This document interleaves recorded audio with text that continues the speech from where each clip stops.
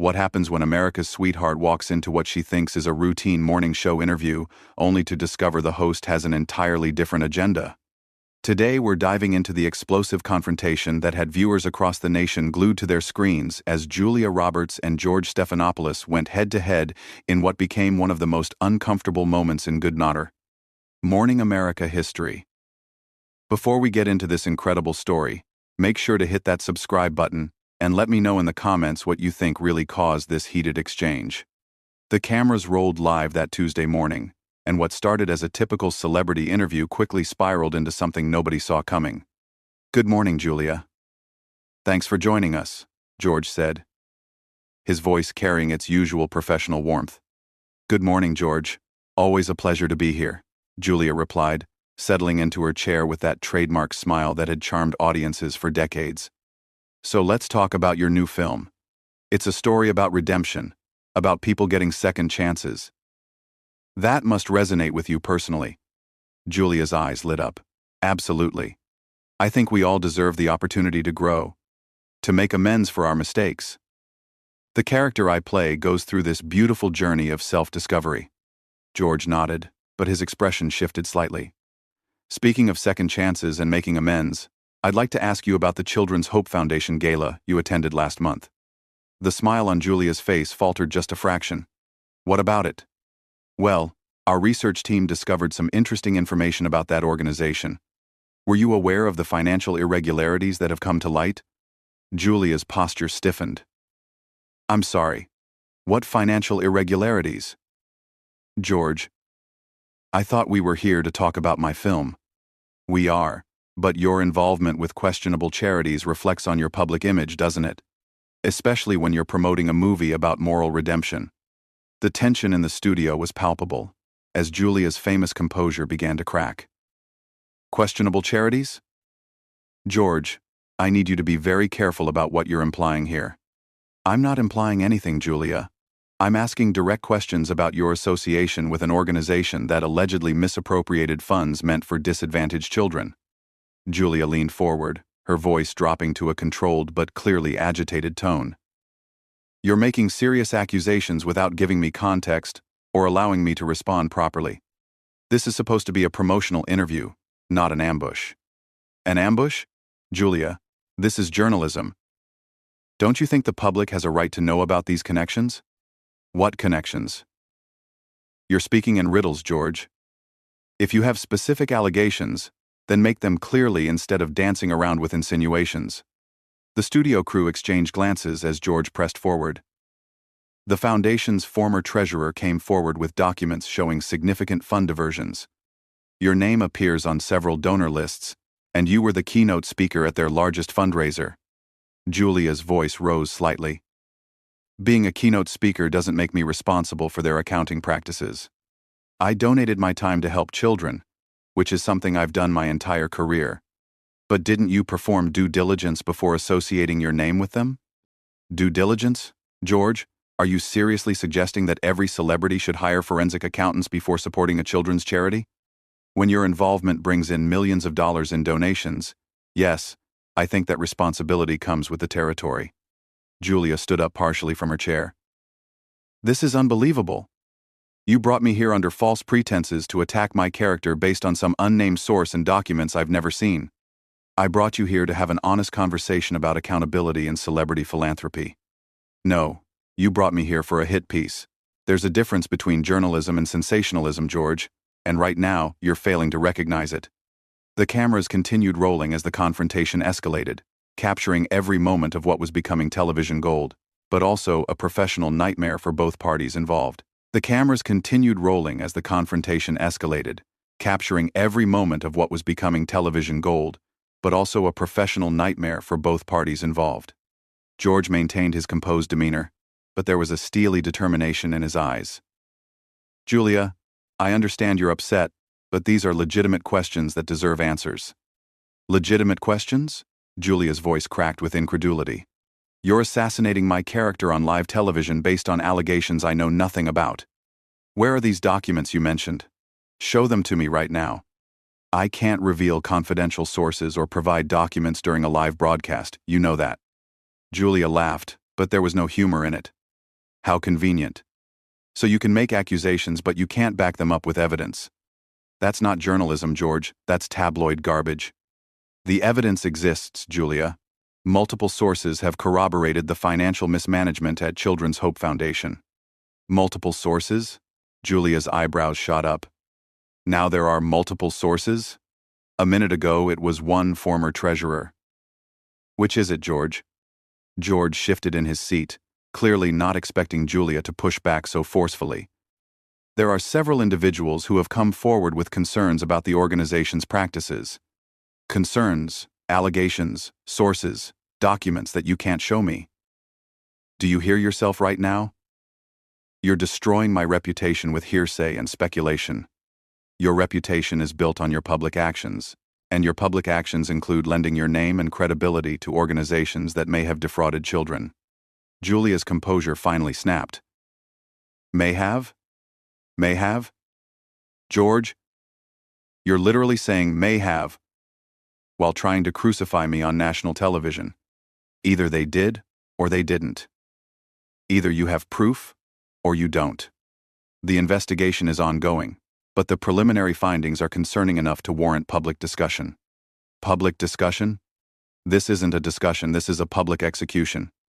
You scheduled me for a film interview and turned it into a criminal interrogation. George leaned back, his voice taking on a slightly condescending tone. Julia, I think you're being overly dramatic. These are standard questions that any public figure should be prepared to answer. Standard questions? Julia's voice rose another octave. George, in 25 years of doing interviews, no one has ever ambushed me like this. And don't you dare tell me I'm being dramatic when you're the one making wild accusations. They're not wild accusations. They're based on documented evidence of financial irregularities. Then document it. Show me the documentation. Put it on screen right now if you're so confident in your sources. The production team behind the cameras was frantically gesturing, unsure whether to cut to commercial or let the train wreck continue. George glanced at his notes, then back at Julia. The documents are being reviewed by our legal department before they can be made public. Your legal department? Julia laughed again, this time with genuine amusement mixed with fury. So let me get this straight. You don't have the documents here. You can't show them to me. Your legal team is still reviewing them, but you felt comfortable enough to destroy my reputation on live television anyway? Julia, I'm giving you the opportunity to respond to these allegations. Respond to what? You haven't given me any specific allegations to respond to. You've given me vague insinuations and anonymous sources. How am I supposed to defend myself against ghosts? George's professional facade was beginning to crack. The Children's Hope Foundation received over $3 million in donations directly attributable to your involvement. Don't you feel any responsibility for where that money went? Of course I feel responsibility, but I also did my homework. I met with their board of directors, I visited their facilities, I saw the work they were doing with underprivileged children. What more was I supposed to do? Audit their books personally? Perhaps consulting with financial experts before lending your celebrity status to fundraising efforts? George, are you listening to yourself? You're suggesting that every celebrity who supports charity should hire teams of accountants and investigators before they can help children. Do you realize how insane that sounds? I'm suggesting that with great influence comes great responsibility. Julia stood up from her chair completely now, her voice carrying across the entire studio. Don't you dare quote Spider-Man at me while you're trying to destroy my career. You want to talk about responsibility? What about your responsibility as a journalist, to present facts instead of gossip? These aren't gossips, Julia. These are serious allegations from credible sources. Credible sources that you won't name, with documents you won't show, making allegations you can't specify. George, if this is your idea of credible journalism, then Good Morning America has seriously lowered its standards. The tension was so thick you could cut it with a knife. George's co-hosts, who had remained silent throughout the exchange, were exchanging worried glances. The control room was in complete chaos as producers debated whether to intervene. Julia, I think you need to calm down and address the substance of these concerns rather than attacking the messenger. Calm down? Julia's eyes flashed dangerously. You just spent the last 10 minutes trying to paint me as someone who defrauds children, and you want me to calm down? George, I came here to talk about a movie where I play a teacher who dedicates her life to helping kids overcome adversity. Instead, you've turned this into a witch hunt based on unnamed sources and invisible evidence. The evidence isn't invisible, it's just not appropriate for broadcast at this time. Then it wasn't appropriate to bring up these accusations at this time either, was it? Then it wasn't appropriate to bring up these accusations at this time either, was it? George's jaw tightened visibly. Julia, I'm trying to give you a platform to address these concerns before they become public through other channels.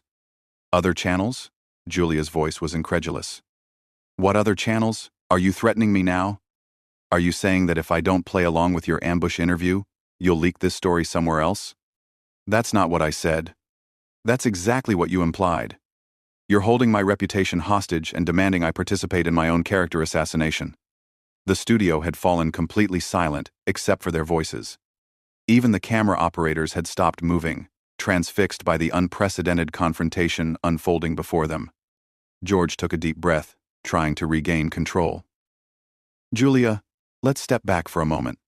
The Children's Hope Foundation has been under investigation by the State Attorney General's office for 6 months. This isn't some conspiracy theory or gossip column story. The State Attorney General's office?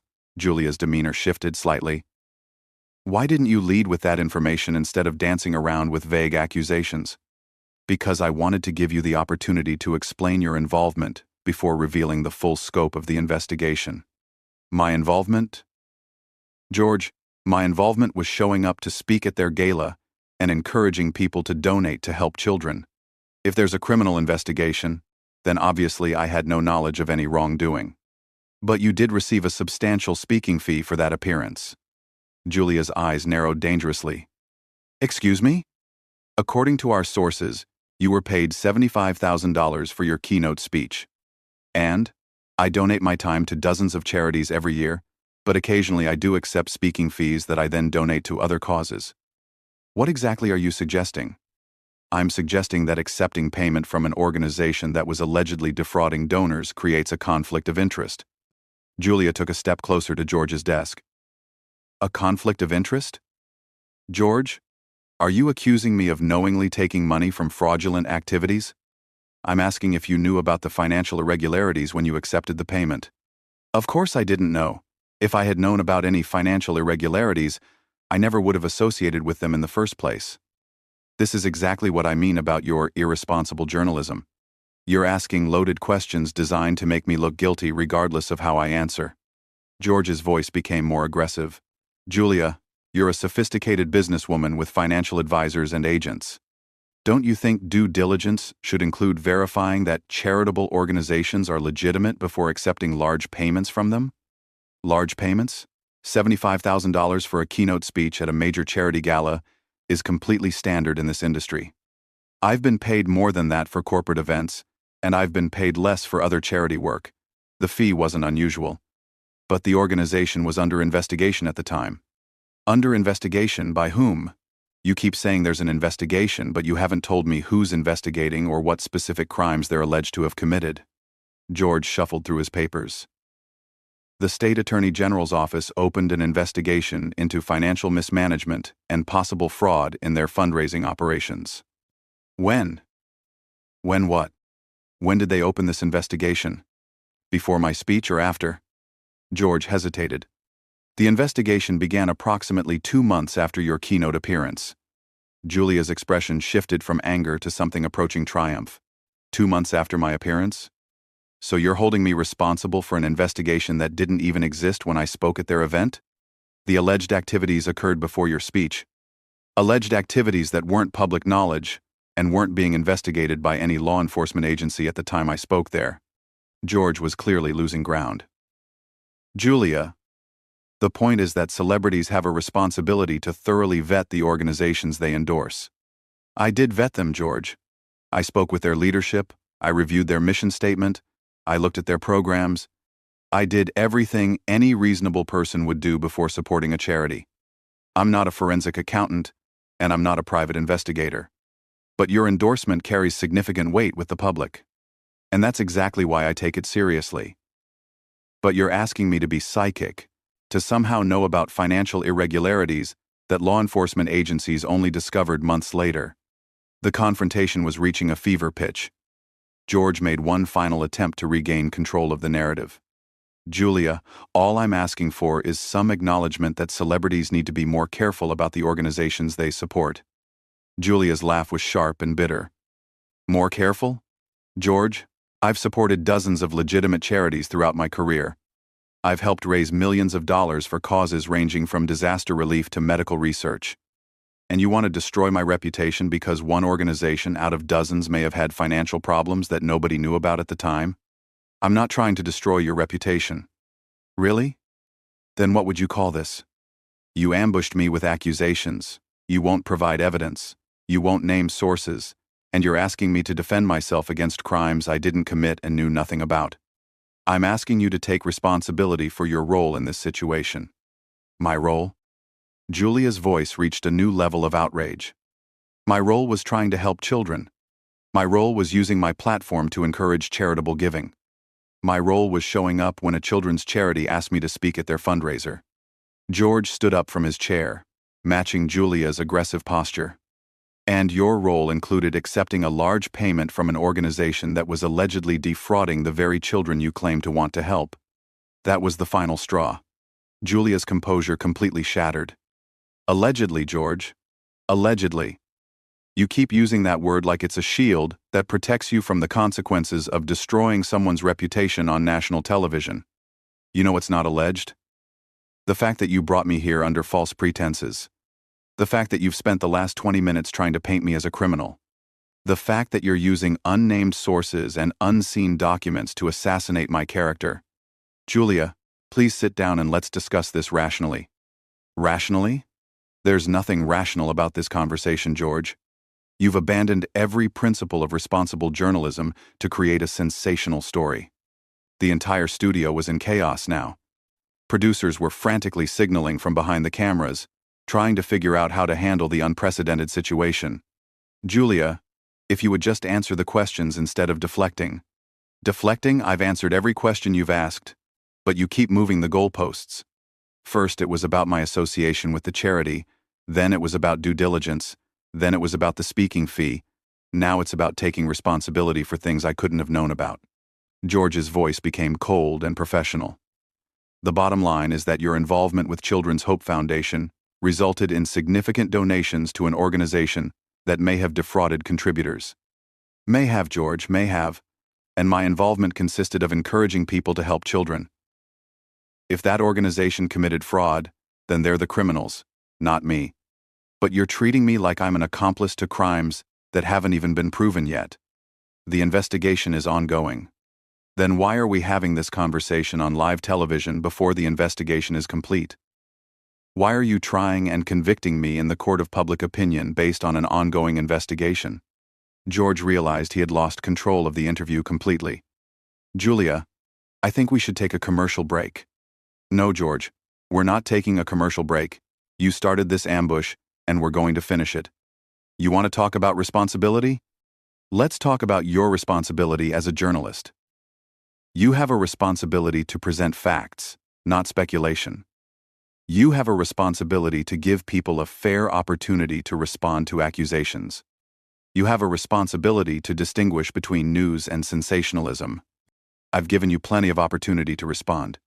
You've given me the opportunity to defend myself against vague accusations and anonymous sources. That's not the same thing. The confrontation had reached its absolute peak. Julia was standing at the edge of George's desk, her voice carrying throughout the entire studio complex. George, I've been in this business for over 25 years. I've given hundreds of interviews to journalists who actually cared about facts and fairness.